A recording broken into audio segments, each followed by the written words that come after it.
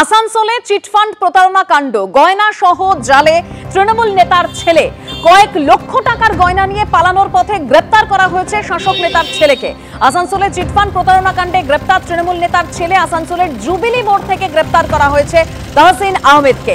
কিভাবে গ্রেপ্তার করা হলো আরো বিস্তারিত তথ্য আমরা জানবো। সরাসরি কৌশিক গাঁতাইত আমাদের প্রতিনিধি রয়েছেন আমাদের সঙ্গে। কৌশিক,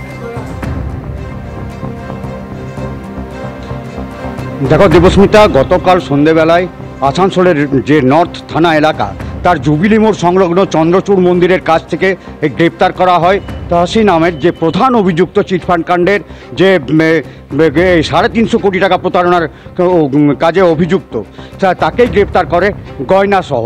এবং তারপরই পুলিশ যেটা জানাচ্ছে যে প্রচুর গয়না উদ্ধার হচ্ছে তার কাছ থেকে, যার মূল্য কয়েক লক্ষ টাকা হতে পারে। এবং তার কাছে আরও কিছু সম্পত্তি রয়েছে বলে পুলিশ তারপরই তাকে গ্রেপ্তারের পর তাকে তার বাড়িতে নিয়ে যায় এবং সেই বাড়িতেও তল্লাশি চালায়। এবং তল্লাশি চালানোর পর তাকে সেখান থেকে নিয়ে আসা হয় এবং দেখা যায় প্রায় 2 থলিতে ভর্তি করে ফাইলপত্র নথিপত্র নিয়ে আসা হয়েছে।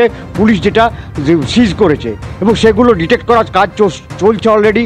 এবং তারপরেই আজ সকালবেলায় সকাল 11টা নাগাদ আসানসোলের এই বিশেষ আদালতে আজকে তাকে 11টা নাগাদ তোলা হয় এবং এখনও পর্যন্ত শুনানি শুরু হয়নি। এবং যেটা পুলিশের কাছে দাবি, পুলিশ যেটা অনুমান করছে সেটা হচ্ছে যে এই শুধুমাত্র এই তাহসিন আহমেদই জড়িত, না অন্য কেউ এর সঙ্গে লিঙ্কড হয়ে আছে। কারণ যেটা স্থানীয় সূত্রে জানতে পারা যাচ্ছে, তাহসিনের এই কারবার কিন্তু শুধুমাত্র আসানসোলে নয়, আসানসোলের বাইরেও বিভিন্ন জায়গায় ছড়িয়ে রয়েছে। পুলিশ সেই দিকটায় তদন্ত করে দেখছে। ধন্যবাদ কৌশিক। 350 কোটি টাকার প্রতারণার অভিযোগ ধৃত তাহসিন আহমেদের বিরুদ্ধে এবং টাকা দ্বিগুণের লোভ দেখিয়ে প্রায় 3000 পরিবারকে প্রতারণা করা হয়েছে বলে অভিযোগ। প্রতারিতরা কি বলছেন শোনাবো। हम दिए टोटल 7 लाख रुपए, 5 लाख का हमको चेक मिला। ये चेक आप बैंक में गए थे? बैंक में नहीं गए थे, बहुत से लोग गया, बाउंस हो गया। तो हम बूढ़ा आदमी है, उतना नहीं जा सका बैंक में, वहाँ पर मुर्गा साल में। ऐसा चेक आदमी को और भी दिया था? बहुत आदमी को दिया, बहुत सबको दिया मोटा मोटी। वो चेक वो लोग वहाँ कैश कर पाए? कैश का नहीं, उसका सब बाउंस हो गया सबका। 5 लाख रुपया दिया, गोल्ड मुथूट फाइनेंस में रख करके दिए उसको। कि कैसे दिए पैसा? क्या आप लोग? ये स्कीम दिया था 1 का 3 देगा, 1 लाख का 3 लाख देगा। स्कीम आया, उसमें लालच में हम लोग फंस गए। सिस्टम का था देने का? सिस्टम था पर मंथ 14,000 रुपया। नहीं, आप कैसे दिए थे पैसा? एक बार दिए हैं उसको, कैश में दिए थे? कैश में दिए उसको। कोई चेक से बैंक से नहीं? नहीं, कैश में दिए हैं, कुछ फोन पे से दिए हैं। गोल्ड रख के दिया है अपना? हाँ। अगर सोना मिला था? कुछ भी मिला था? हाँ, कुछ मिला, 3 महीना मिला। अच्छा, उसके बाद फिर उसको जमा करके फिर दे दिए उसी को। वो तो स्कीम ही था वैसा कि मेरे जमा करो फिर वैसे 7 महीना से खाली दौड़ा रहा है। 15% पर मंथ সুদ হিসেবে ওরা পয়সা আমাদেরকে রিটার্ন দিচ্ছে। 5% ক্যাপিটাল, হ্যাঁ 5% ক্যাপিটাল দিয়ে, ঠিক আছে।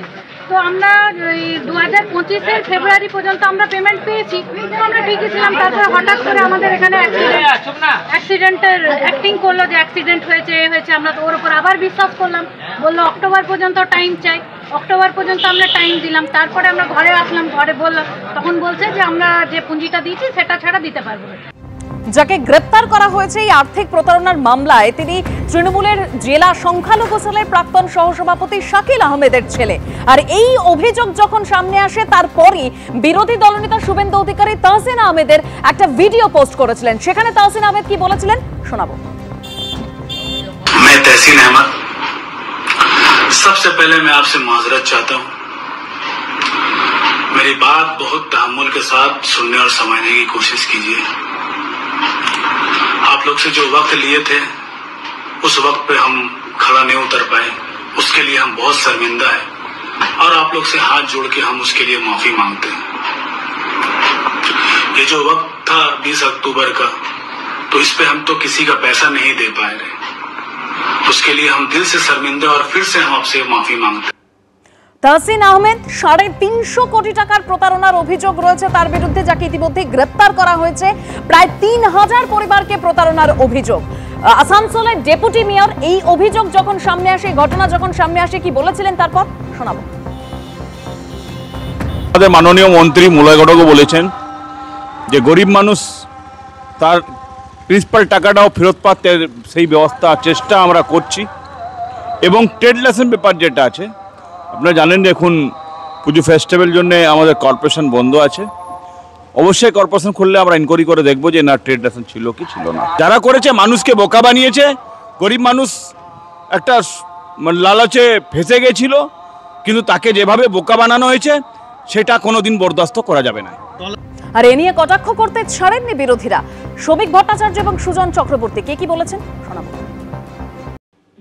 প্রশাসনের সহযোগিতা ছাড়া, রাজ্য সরকারের সহযোগিতা ছাড়া, বদান্যতা ছাড়া এই প্রাতিষ্ঠানিক লুট এবং সীমাহীন লোভকে যে বাস্তবায়িত করবার প্রক্রিয়া সেটা সম্ভব নয়। যেখানে যত দুর্নীতি বা যেখানে যত লুটের ঘটনা উঠে আসছে তার সঙ্গে তৃণমূল কংগ্রেসের নাম জড়িয়ে যাচ্ছে। তার কারণ কি? কারণ তৃণমূল কংগ্রেস কোনো রাজনৈতিক দল নয়। প্রকাশ্যে ঘোষণা করে জো জিতা ও সিকান্দার, মানে বুথে লিড দিতে হবে, এলাকায় দখলদারি চালাতে হবে এবং ক্ষমতায় এসে তার একমাত্র লক্ষ্য হয়ে যায় দখলদারি, একমাত্র লক্ষ্য হয়ে যায় হেজিমনি এস্টাবলিশ করা।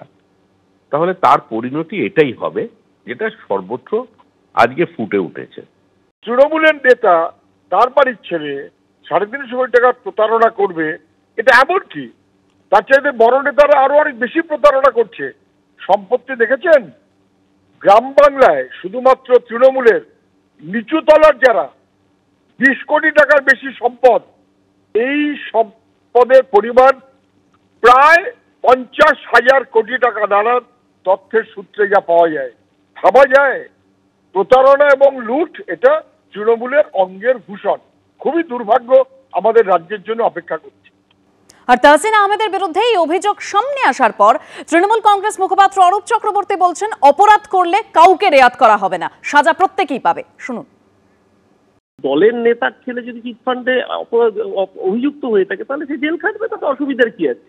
কিন্তু দলের নেতার ছেলে বলেই যদি দলের উপর আট আছে, তাহলে আমার এখনো মনে পড়ছে শিশির অধিকারী তৃণমূলের সাংসদ ছিলেন, তার ছেলে বিজেপির যোগদান করলো, বিজেপির নেতা হলো। কোন ছেলে?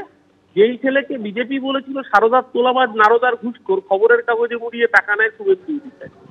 তো নেতার ছেলে হলেই যদি সেই পার্টির সঙ্গে সম্পৃক্ত হয়, তাহলে যখন শিশিরবাবু তৃণমূলের সাংসদ ছিলেন তখন শুভেন্দু অধিকারী কি করে বিজেপির নেতা হয়ে যোগদান করেন অমিত শাহের পাঁচুই? তাই ছেলে হওয়া মানেই যে দলটা অপরাধ করছে তা তো নয়। এখানে যদি অপরাধ করে থাকে প্রশ্ন হচ্ছে সে জেলের পেছনে আছে কিনা। মুশকিলটা হচ্ছে বিজেপির আমলের অপরাধ করলে ওয়াশিং মেশিনে ঢুকলে বিজেপির নেতা হয়, আর তৃণমূল কংগ্রেসের রাজত্বে যদি কেউ অপরাধ করে তার জায়গা হয় জেলের পেছনে। বিজেপিতে অপরাধ করলে বিজেপি মালা দিয়ে বরণ করে, তৃণমূলে অপরাধ করলে জেলে থাকে। তফাৎ তো ছিল, তফাৎ আছে, এবং তফাৎ আছে বলেই বাংলার মানুষ মমতা বন্দ্যোপাধ্যায়ের উপর ভরসা করে।